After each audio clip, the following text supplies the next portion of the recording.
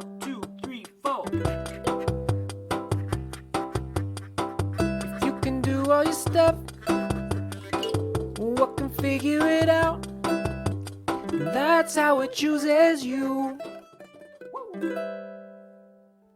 Yeah, I listened to our last episode. It was so great to talk to both of my favorite Claires. And Claire's episode has this weird, like, it sounds like there's a helicopter coming in and going out and coming in and going out. I was like, oh, so it looks like recording a third party who's literally on the other side of the world, maybe not without its technical glitches sometimes. So it's my duty to... I was thinking about what I wanted to talk about today, and I had a couple things.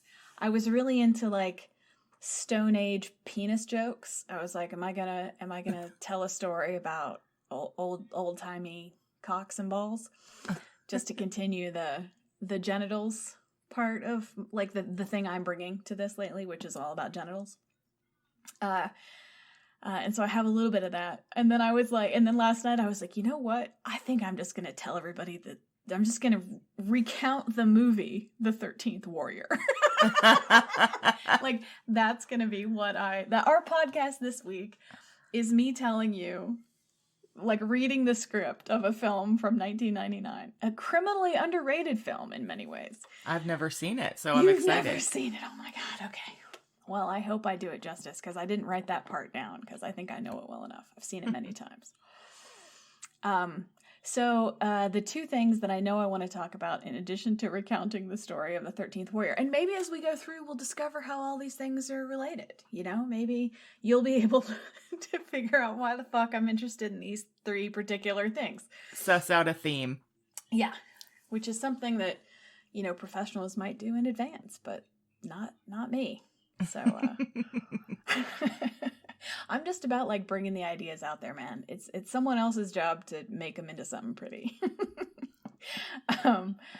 So I want to talk about geoglyphs, which are basically like drawings in stone, I guess is the Latin roots of that word geoglyph. But specifically, I want to talk about all of the white chalk drawings on the hillsides of England. So they're called hill figures, which makes me laugh. Hill figures. Hill figures is style. And in England, they're often on hills. There are some in Peru that are just lines. And the ones in Peru are lines cut into a valley. So in Peru, they're lines cut into the soil of the valley. And in England, they're cut onto the hills. And they're meant to be seen from far away. And it's funny, like, all the people who report on these things and who study them are like, they're not meant to be seen from above. I'm like, yeah, no shit. Like, because you know, if they're supposed to be Neolithic, were there planes in Neolithic times, you guys? Right, yeah, or aliens. Yeah, exactly. Their messages. If they were meant to be seen from above, I mean, it could be a thing like trying to communicate with the gods or something. Sure. Yeah, sure. Yeah, these are like, it's like a holy graffiti. Right. I like that. That should be the episode title, Holy Graffiti. Sure. Unfortunately, we're going to talk a lot about penises, so holy may or may not apply. Hey, I think penises are holy. Oh, okay. So are vaginas. Okay. All that sexual organs are holy for sure. Because they invite spirits to come and incarnate for a while. And it's a creative act, you know. Sure. Okay. I'll buy that. So hill figures are large visual representations, and they're made by basically cutting up the turf, the green grass of a turf, and cutting down to a lot of them are in Wiltshire in England, and the soil is really chalky, and so it's white underneath. And so they basically just score the turf and pull the turf up to reveal the white chalk underneath, and they make drawings like this. And three of my favorites are the Cerne Abbas Giant, which is a guy who I think much more recently has had abs drawn in, like lines for abs. And he's 167 feet tall. So he's a guy who's standing like, feet hip width apart, and his arms are out, and he's holding a club. How do I spell it? Cerne Abbas, Abbas, giant. If you Wikipedia geoglyphs or something, they'll all come up. So Oh, yeah. isn't he amazing? He's carrying this huge knotty club. And he also has a giant phallus. His penis is about 30 feet tall. It's large and in charge. It is, and erect, which I find hilarious, particularly because consensus is that the penis was added much later. So someone was like, yeah, that thing's cool and all, but you know what it needs? But he's also holding a club. Yeah. So it's almost like he's got double dong. Yeah. Yeah, I mean, he's definitely, definitely a he. There's a lot of, powerful imagery.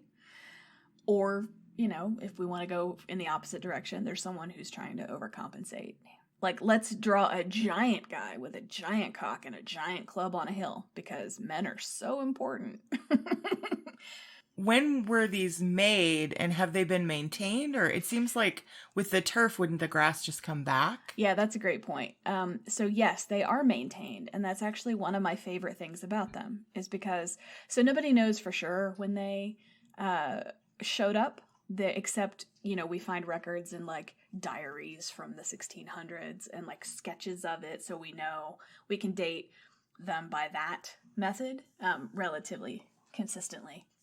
And people say, oh, they're Neolithic, but then, how do you test that? Do you test a rock? Well, yeah, but the rock is never, you can't, it's hard to carbon date this shit, I think is the point. Because it's not, humanly created or whatever. Or it is humanly created, but it's part of the natural landscape still in a way. I don't know. People who know about that should write, please, desperately, we're asking every single person who knows anything about anything to write in and tell us shit. So now, if you're an expert in Neolithic art... By the way, this is It Chooses You. Oh, this is It Chooses You. Yeah, it's a podcast about things we like. Shit we like. I am Claire Patton. And I'm Teresa Sparks. And we've only been doing this for 5 months. It's not our fault that we don't know how to do it yet. So if you know anything about these guys, please write in. So some of them, they think they're Neolithic. There's one called the Uffington White Horse that's actually quite beautiful. The lines of it are really, the Cernabis giant looks like a bad cartoon drawing. It's middle school cartoon. Yeah, it has that not quite child, but yeah, middle school's perfect. Yeah. What was the horse? I'm sorry. The Uffington White Horse. And it's beautiful, and apparently there are 16 or 17 white horses carved into hillsides in Wiltshire, I think specifically. And this thing is 259 feet long, so it's almost an American football field long, which is significant, and is beautiful.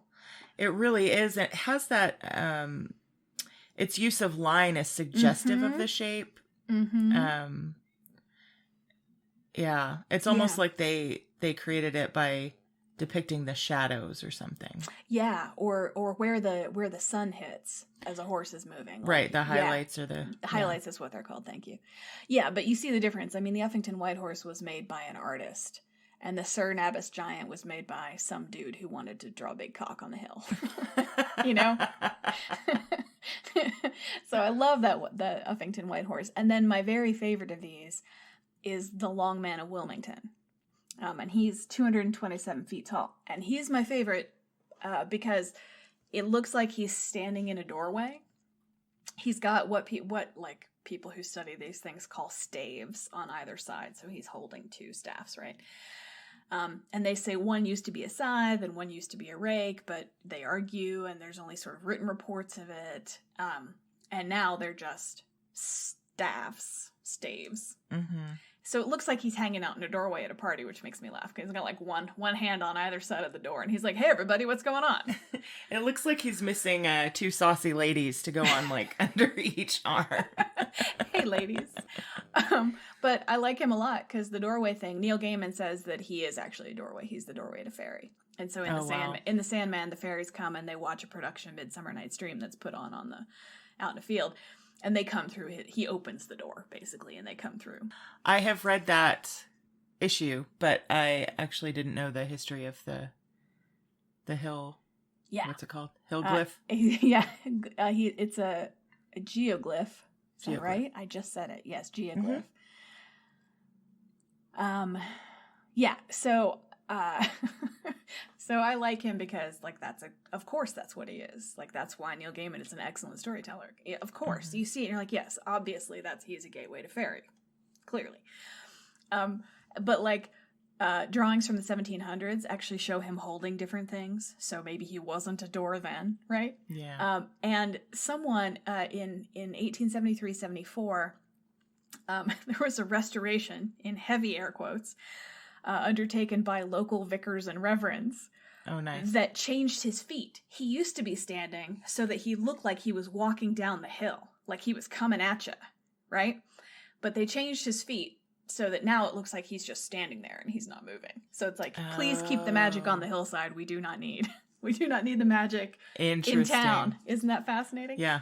Yeah. keep your magic in the country. That's right. Keep it on and the hill. maintain the penis. Yes. Stay away from the churches. Keep it on the hillside. But you asked keep your penis in the country. I know he doesn't have a penis. We don't need to hear it. We don't know that he doesn't have a penis. Maybe the artist was just giving him modesty. He's modest, gateway to fairy. But you asked the question about maintenance, and yeah, you have to maintain these things because the grass wants to grow, and there's grass all around it, and the grass is like, well, I'm just gonna grow here. There's nothing else growing here. I'm definitely gonna grow here now, and so you have to go in, and some of them, like I think the National Trust takes care of the ones that are sort of recognized as by whatever criteria people are. I mean, it just kills me that there's someone who's like has the list of criteria for which one of these is going to be maintained nationally and which ones are up to the vagaries of the neighborhood, you know? Right. And like, is there a checkbox? Like if you add a penis to it, the National Trust will no longer take care of it. Like no cocks. But yeah, the neighborhood has to take care of it. And so there's the sense that like, it's a work of community art. Like, someone had the idea for it, and someone maybe was the person who made it originally, but everyone's like, yeah, that's a great idea. We're gonna keep that thing up. We're gonna maintain that thing. And it's really painstaking. You have to go out and apparently literally just like inch by inch cut out the grass from the white areas. And so it takes some time and attention. And that's someone's job. Yeah. Or the neo-pagans, apparently. Okay, so as a publicity stunt in 2007, someone cut a giant Homer Simpson holding a donut in a hillside. And this makes me laugh so hard. This act angered local neo-pagans. Yeah, sure. Who Who went up and performed rain magic to wash the figure away. And I'm like, okay.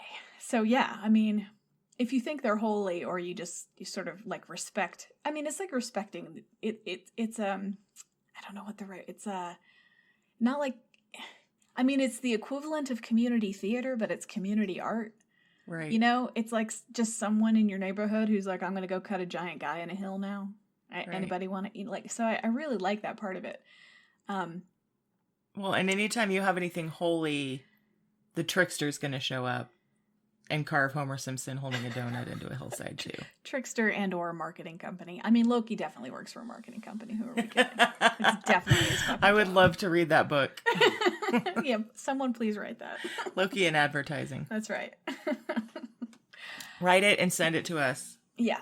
And give us a free copy because it was our idea. Yeah, and we'll just tell the story of it on our podcast. And hopefully then people will buy your book. Then the Neil Gaiman thing, though, I was thinking, like, as I was thinking about, like, I always wanted to be the kind of, like, thin, sickly, pale, fragile girl who could, like, totally naturally fall into being, like, witchy and weird. And, you know, like, I really wanted to be that person, but I was cursed with robust good health and clear skin and competence, you know? And my parents were absolutely not here for me to take on being useless as a style choice. Yeah. So I was never allowed to really go that direction, and you can tell because I'm pretty sure there are people who remember me when I tried to do that, and it was. If you talk about the difference between intent and effect, like, have you ever met a rosy-cheeked chubby girl who's like pretending to be all witchy? Like, it's really disconcerting. As you have said to me many times, Teresa, you and I are from peasant stock. Yes, that's right. It doesn't, we're not like thin wasting in a tower. We were with people cleaning the stables. So like, Okay, what are you doing up there? You're being pointless. But yeah, it's a curse. It's a curse. But I'm just thinking, like, the neo-pagans who went up and were, like, performing rain magic rituals. I'm like, dude, that's not... all you have to do to get rid of it is just leave it. The grass will grow back. The grass doesn't need you to grow back. We actively have to keep it away. Like, Right. You know? And you don't need to do magic for that stuff. Like, get yourself a bucket and a scrub brush and, like, do some actual work. And then, you know, we'll see how we go. Like, that's... like, what... Go ahead. Is your image of yourself as waif the one up there doing the rain magic? Oh, sure. Like, I'm definitely in tune with the natural forces of, you know, nature and gods and cycles and seasons. And I'm, you know, yeah. And I don't know why, you guys can't see it, obviously, the visual joke for a podcast, but, like, I don't know why the posture that I take on is, like, collapsed chest, shoulders forward, head to the side, chin up, like, and my hands are all floppy and pointless. Like, you know what I call that look? Easily kidnapped. Yeah, easily kidnapped. Yeah, that's right. Yeah, there's some, like, waif. I don't know why waif is sexy. I guess because it's easily overpowered, right? But you and I are, like, very square, stable, strong. You know, if there's a problem, we can handle it. We don't freak out and, like, limp into a corner and then cry. You know, where are the books written about us? That's what I want to know. I need a novel about a fine peasant girl who meets Loki, who works in advertising. That's right. And she's like, you're full of shit. Like, immediately. You're completely full of shit and you're a liar. What the fuck? Get out of my farm. Get off my farm. And he's, like, he's trying to bedevil her. And she's like, no, get away, man. You're crazy. Get the fuck out of here. It's a very short story, but it's a satisfying one. Yeah. Anyway, so they performed rain magic to get rid of the Homer Simpson and nobody wants to keep Homer Simpson around. Like, that's a specific cultural moment. It's not like a dude with a giant cock, which is, like, transcendent, transcends space and time, you know? Homer Simpson is very specific reference. His cock transcends time. Homer Simpson's donut does not. That's right. Yeah. So I like them very much, particularly, you know, and that gets back to as fey as I allow myself to be, or as fey as the world will let me be, which is, like, the artist who made the Uffington White Horse. Like, what a beautiful way of seeing the world that person has. I mean, had, of course, right? But yeah, I mean, it's gorgeous. I was like, if I was going to get a fucking tattoo, if I was the kind of person who was continuing to get tattoos, that's really high on the list, because that's stunning, you know? There's a perspective there, I think, is the point. There's, like, someone saw a horse and is like, a horse is this, and it's particular to that person. So yeah, I really like it. And like I said, there are ones in Peru. Is that true? Yes, southern Peru. They're called the Nazca lines. And they're etched into desert sands, and so there's not vegetation, so they take less maintenance. And basically, I think those are like the stones over the substrate are either a lighter or darker color, and so they just move the rocks. But because it's a desert, there's not as much vegetation, and the rocks don't move back, and so they don't actually take any maintenance. Those are sort of more permanent that way. This is the thing about working with nature, is, like, you work with it, but it wants to be around. And so at a certain point, you got to just be really committed to killing it in specific ways to maintain your artistic vision, you know? Oh, those are cool. I just looked them up. Yeah. That was so and cool. These are in hillsides as well, it looks like. The ones in Peru are actually in the valley. They're on the valley floor. Oh, okay. So they are seen from the hillsides. And if I had to guess, I would guess an ecological reason for that, which is, you know, if it's a desert, you might have more rain up the hill, and so crops might grow, or the grazing for animals might be better, so people are actually living on the hills. And also we see that with Machu Picchu and other villages. Like, they built on the mountaintops, and so they would have been looking into the valley. Isn't it interesting that so many thousands of miles away, and probably completely different timeline, people were doing a similar thing in their own landscapes? Mm-hmm. Yeah, I think that's super They were cool called... Too. The voices moved them to do it. Yeah. The date I can find for the Nazca lines, I'm sure someone knows more about this, but the date that Wikipedia offers is just pre-Columbian, which is, it's like pre-European contact, pre-European aggression. I like that we date so many things by, and then this one motherfucker came and enslaved and killed everybody, and we sort of date things before or after that. Ugh. Yeah. So that's geoglyphs, and then I also wanted to talk about. Have you heard of corpse breeches? No.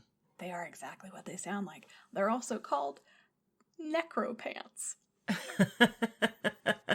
What the fuck? Yes, it's so great. Or nabrok, I think, in Icelandic. Okay, so they're a pair of pants made from the skin of a dead man. Oh, Jesus. And they're believed in Icelandic witchcraft to be capable of producing an endless supply of money. So check this. It's also penis related.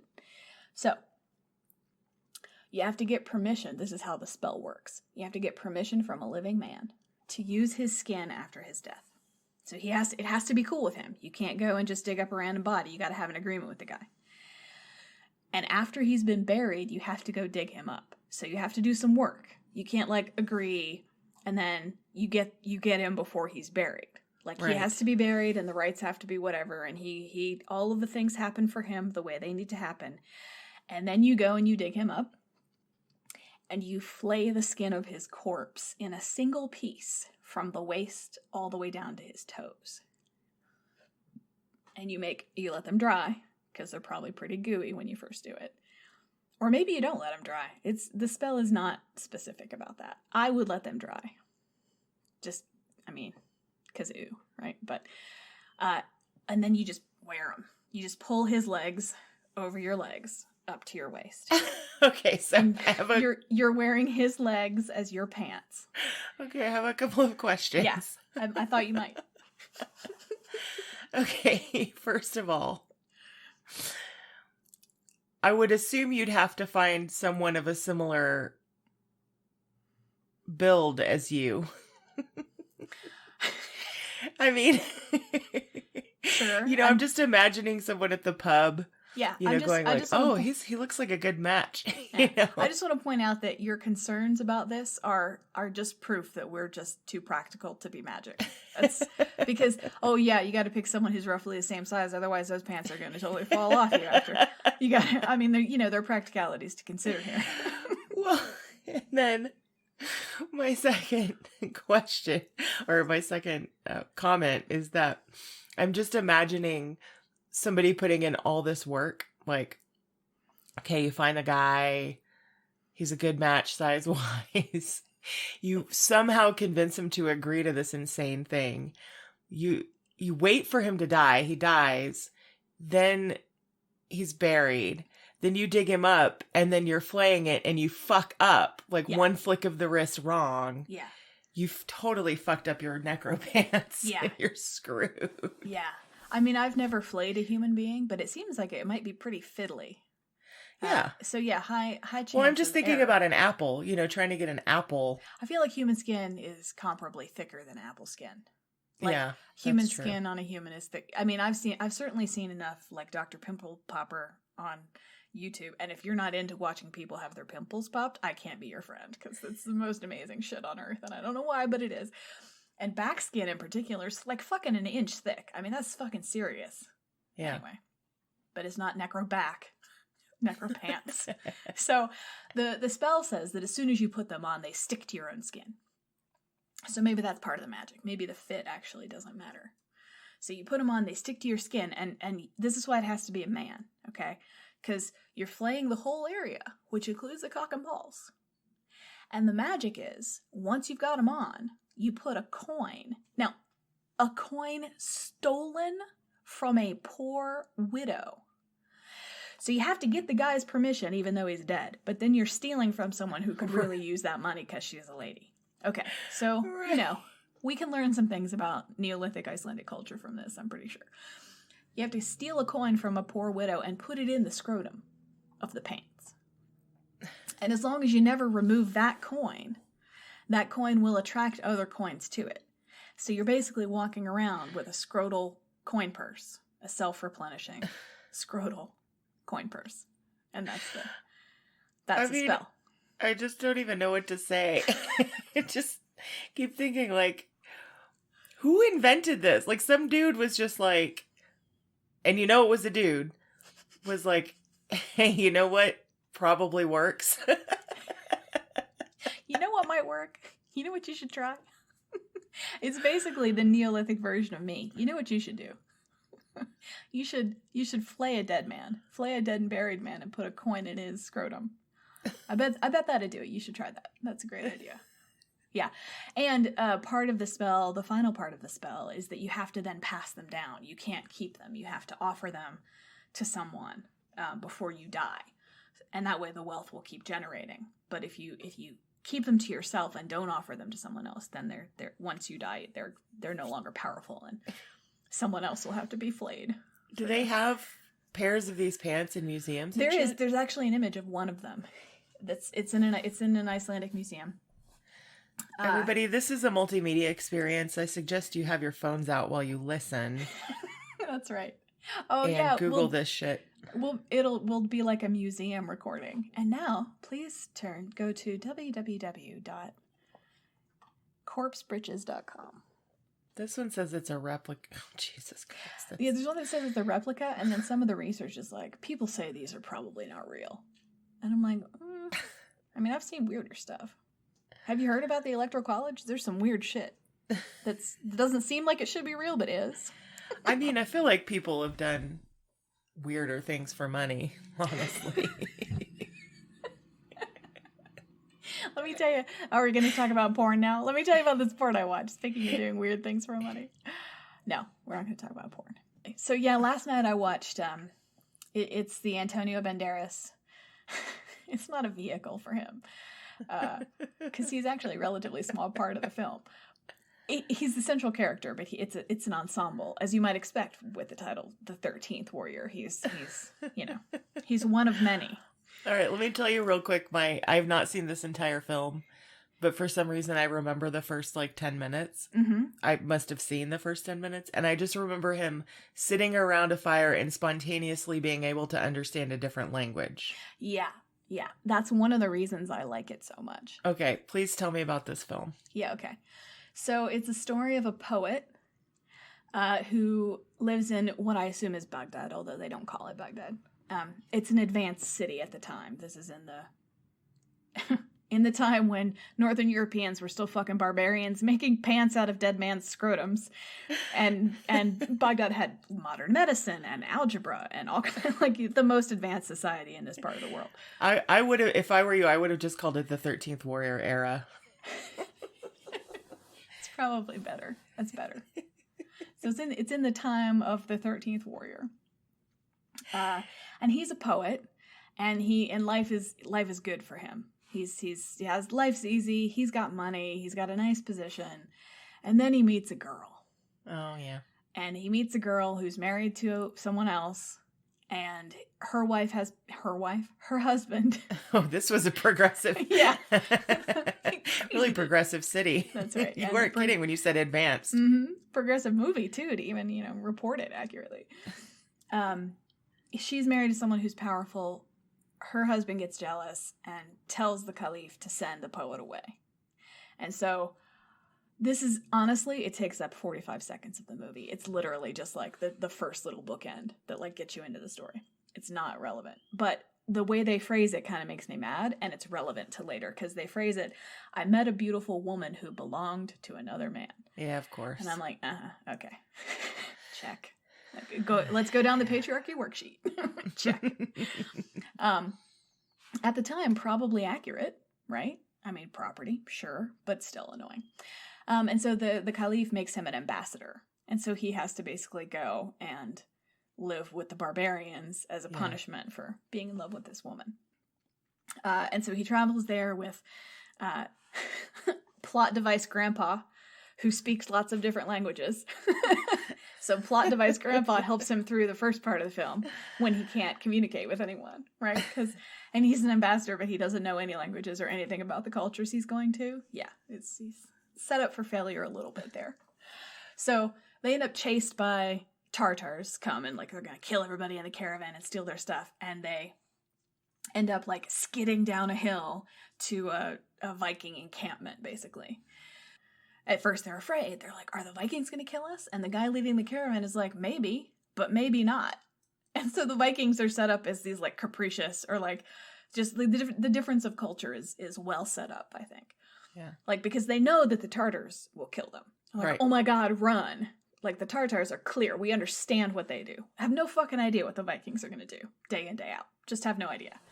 And as the movie goes on, we discover that that's because, you know, pretty much they don't have an idea what they're going to do. They're really like, Loki comes from this culture. Like, they let chaos in. Yeah. So, they land in this encampment, and he can't speak the language, but Magical Grandpa can. And so Magical Grandpa, like, they find someone to communicate with and whatever, and they discover that the king has died, and they're at his funeral. So his funeral rites are happening. They meet, you know, the first friend who's, like, willing to tell them what's going on. And it's basically like Magic Grandpa speaks Greek, and the Viking friend who speaks other languages speaks back in Latin, and finally they like cobble together a way that they can sort of communicate what's going on. But Antonio it's Banderas, like that I Love Lucy episode. Yeah, yes, exactly. But Antonio Banderas has no idea. It's all reported to him. He's not a part of anything. Which was, let's face it, probably the concept for the film. The pitch was, this is that I Love Lucy episode, but with Antonio Banderas. Yes. I feel confident. I think it's actually a Michael Crichton story. I'm pretty sure it's actually Michael Crichton. Oh, okay. Yeah. I thought you were joking at first. No. I think it's true. I think that's real. I was caught up in my own fantasy of the pitch meeting for 13th Warrior. Yeah. Yes, that episode of I Love Lucy, but with Vikings. Yeah. So the king dies, and there's a large number of scenes that show like how barbaric they are compared to this Arab, because Arabian culture was very advanced. So there's a lot of that, and it's gross, and we don't need to go into it. It's not relevant for the story.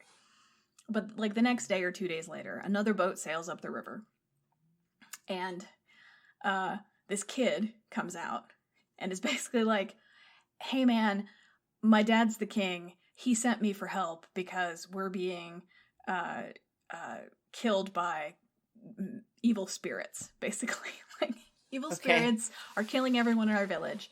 We need help. And, you know, can you guys please get yourself together to help? And they bring in like a crazy lady.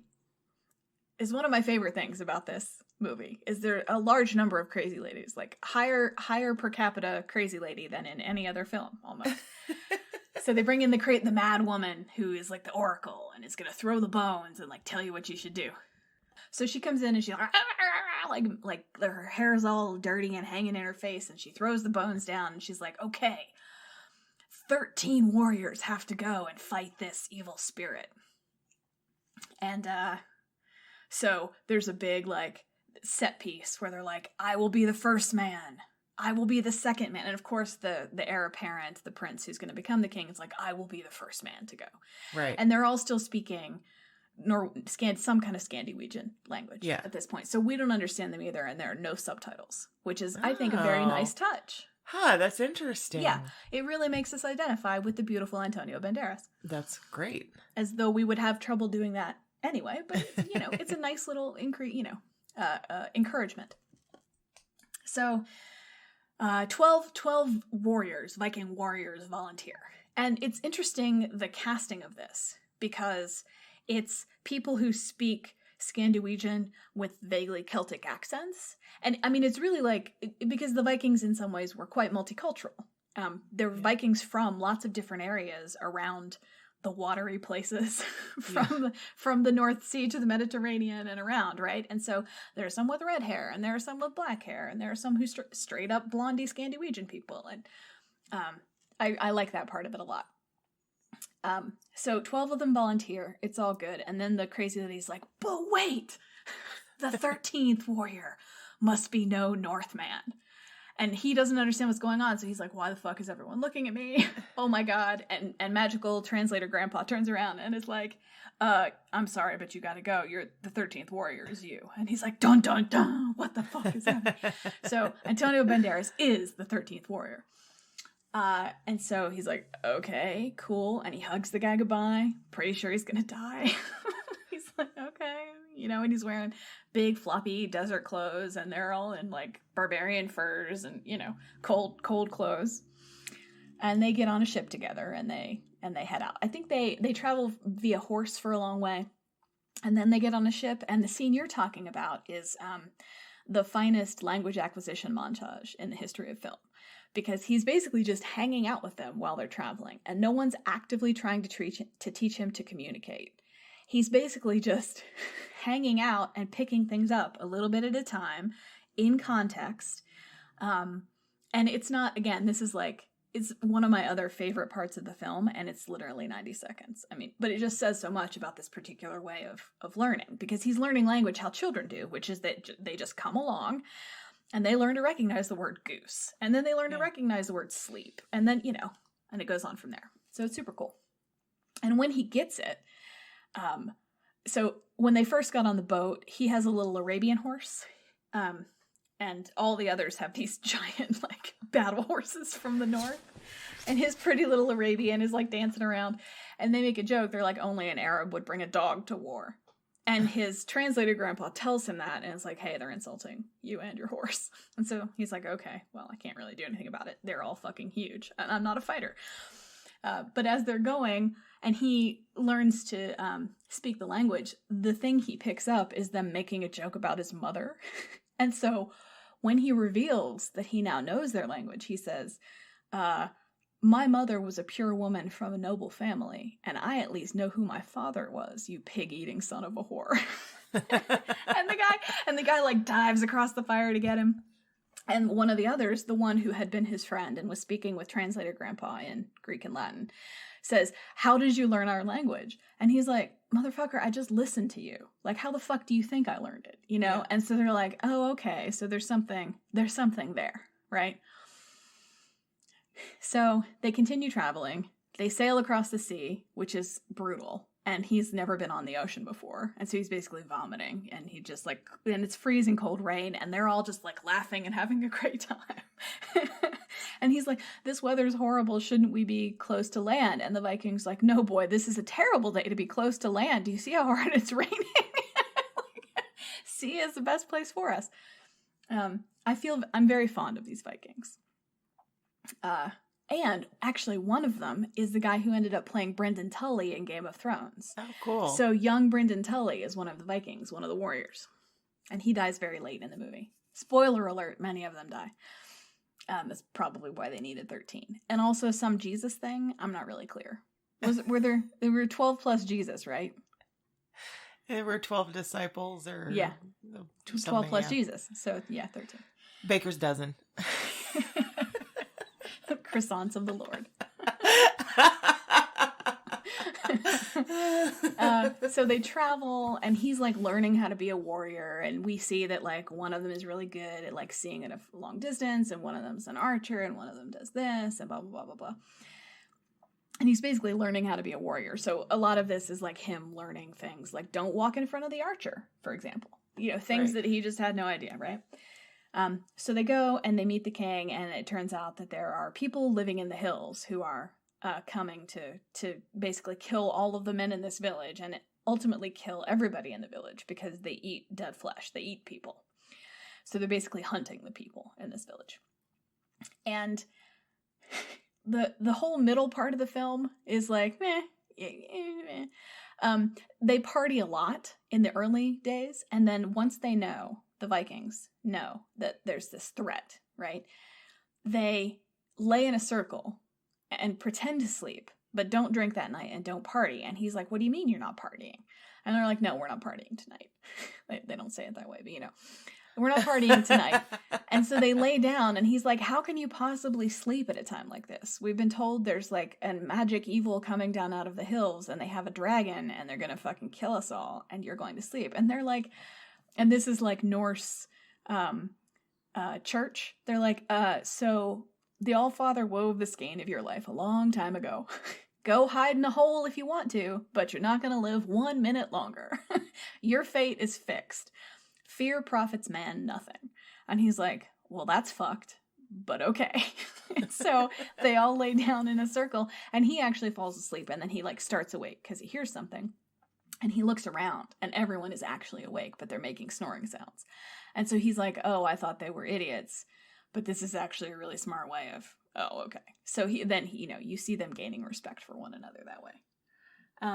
So these things attack, and then they fight back, and it's all fine, and he gets hurt, but he's not hurt too bad, and blah, blah, blah, blah. The whole middle part of it is all just like fighting and whatever the fuck. They end up chasing these people. So they come down, the evil people come from the mountainside, and somebody rides out to save a kid who's out there and comes back, and he's like, it's cavalry with torches. It's not a dragon. And everyone's like, oh, okay. But I'm like, yeah, of course come on, you guys. But then I'm like, no, it's 13th warrior time of history, so a dragon might have been possible. Who knows? And they come and they fuck everybody up, and they're like, holy shit, they really fucked us up. What are we going to do? And then the wife of the king, who I guess is a queen. Sorry. The queen. The king's old and kind of losing his shit. But the queen is like, let's come and talk to, there's a crazy lady we should talk to. And so we meet the second crazy lady number 2 of the film. And so crazy lady number 2 says, and she's basically like the trash heap. She has that kind of vibe, but she's a little spookier, a little darker. And she's like, I know who you are. You don't need to tell me. And she names them all. And she's like, do you have anything that belongs to them? And she looks at this. It's basically the Venus of Willendorf is like a token they left at one of the places where they slaughtered everybody. And so Antonio Banderas is like, yeah, I picked this thing up. No one else would touch it, And she's like, oh, okay. So you have to kill the queen. If you kill the queen, they'll leave you alone. And they're like, okay, but where is she? And she's like, oh, she's in the earth. She's of the earth. She's in the earth. And I think if I was reading this as a story, that would be a way to set up like the difference between a really earth-connected society and a society that's starting to create gods. So, if I was going to break out into the conceptual, that would be how I looked at this. Like, you have to kill that earth connection, or it'll kill you if you're no longer following it. Right. And if we want to start making gods and we want to start living in this particular way, then we have to kill this old way. But none of that is explicit in the movie. This is just me. So they get the thing, and the crazy lady's like, and they're like, oh, she's so stupid. What the fuck does she mean in the earth? Oh, this is useless. God, women. And so they go. And then they're like, Lucy, you got some explaining to do. Yes, that's right. I don't know if I'm allowed to say that. You're certainly not allowed to say it in Rick Ricardo's accent, and you didn't. So good job. Okay, I just said splainin', so I didn't know if that's what the transcript will reflect. So I think that's probably okay. Right.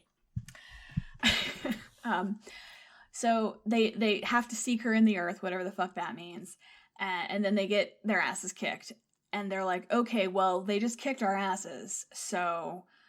But there were like 1,000 horses, so we can definitely track them to wherever. So we should do that, because if we stay here, we're just going to get attacked until we die. So we got to go after them. And so they start following the trail. And once again, smart little Arab says, oh, that's rude. But that's how they treat him. They make jokes about how small he is and how he can't lift a sword and how his horse is really tiny. And like that, this is the context of the film. But he's like, wait, no, they think they're bears. They're wearing bear masks. They have bear claws. Like, how do you hunt a bear? And they're like, you go into his cave with spears. And he's like, well, where's a cave? And they're like, in the earth. And it's this big revelation that the lady wasn't crazy. She actually knew exactly what she was talking about. And the scout comes back and says, the next glen over has a lot of fires. And the prince yells, is there a cave? Like it was his, super exciting. They figured it out. They know where she is. Women are useful sometimes. That's the big revelation of the film. It is, yeah. Sometimes women are used. Sometimes women and small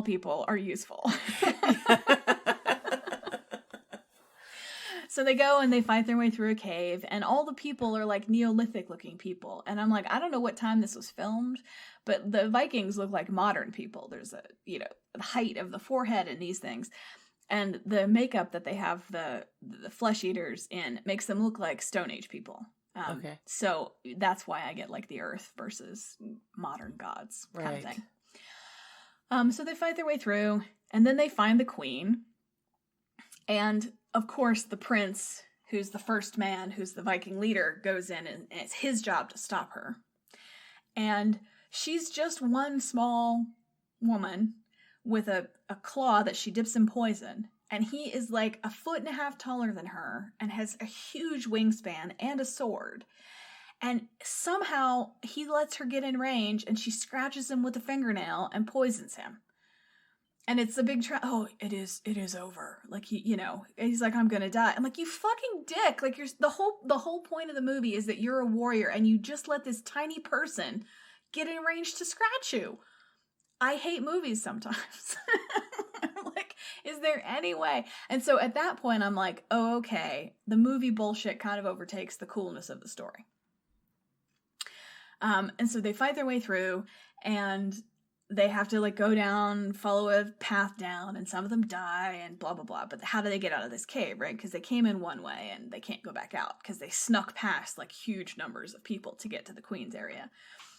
And so they follow a path downward, and then they hear surf, which the Arab correctly identifies as like a local area called Thunder Cliffs or whatever. He's like, oh, this must be the other side of that. And none of them put it together, and he put it together.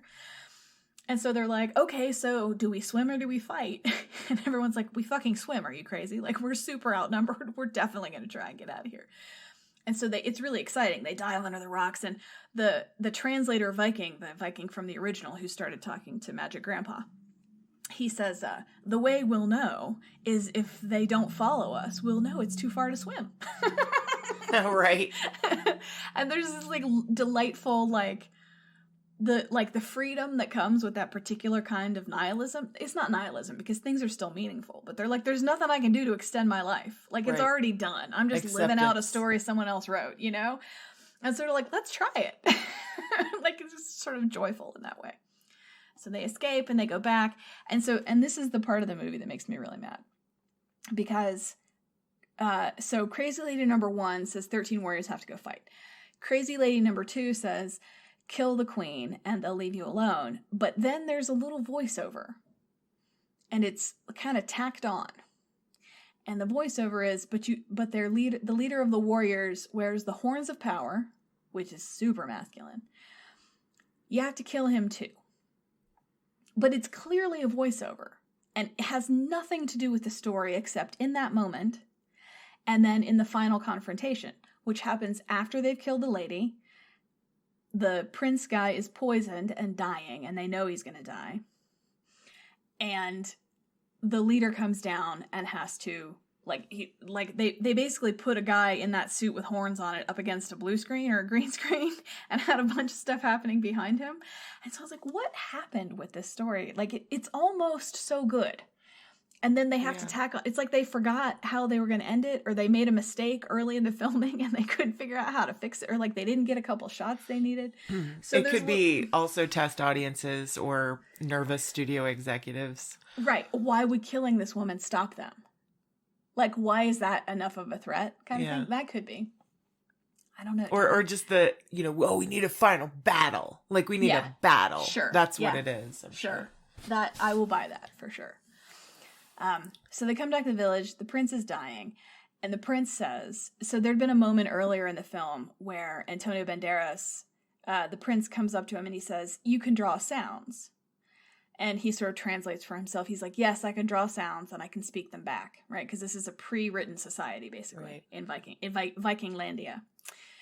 And so the prince says, show me. And so Antonio Banderas draws in the sand, and he draws, there's only one God, and Muhammad is his prophet. And the prince looks at it, and he's like, okay. And then some more minutes of the movie happen. And then, as they're about to go into the village, he says, Arab, speak what I draw. And he draws it in the sand. Having looked at it once, he draws it in the sand with only like a tiny mistake. And he's like, yeah, okay, I got it. But, like, it's useless in his society. So, like, it's a lovely moment because to this point it's been like, oh, the Antonio Banderas is the intellectual capital, right? He's the one who figures things out, and these guys are just barbarians. But that moment makes it clear that their society does not require things to be written down. That is not a thing that they need, and so he could do it. I could do it if I wanted to. It's just useless for me. So, it was lovely, and it was really sweet. Like, it's I hate the word bromance, but like watching men become friends, having shared experiences that is not entirely about war, is fun for me to watch. Right. Yeah. Anyway, so he's dying, and he's like, I don't have anything because I had to leave my armor in the cave, and she took my sword, and I got nothing. My horse is dead. He's basically like, I'm a prince, but I'm going to die a pauper. And he says, a man might be thought wealthy if someone were to draw the story of his deeds so that they would be remembered. And Antonio Banderas, I'm going to cry, it's just such a lovely thing. Antonio Banderas hears him and sort of speaks up, and he says, yes, such a man might be thought wealthy indeed. He's like, I got you. I'm going to write it down. I'm going to tell your story. And that was really lovely. So it's like, he doesn't need that skill, but he could do it. And he also then recognizes that it has this ability to move things forward in time and for things to be remembered, right? So instead of having to find someone who was at the village the last time the dragon attacked, if it was written down, we would just sort of all have access to that, whatever. So I really like that moment too. Aww. Isn't it sweet? And then there's another moment right before the final battle where Antonio Banderas offers the most lovely prayer I've ever heard. So there's a Viking prayer that you hear at the funeral at the beginning, and they recite that at the end too, and it's cool. But his is like, I've squandered my days with thoughts of many things, and this wasn't among them.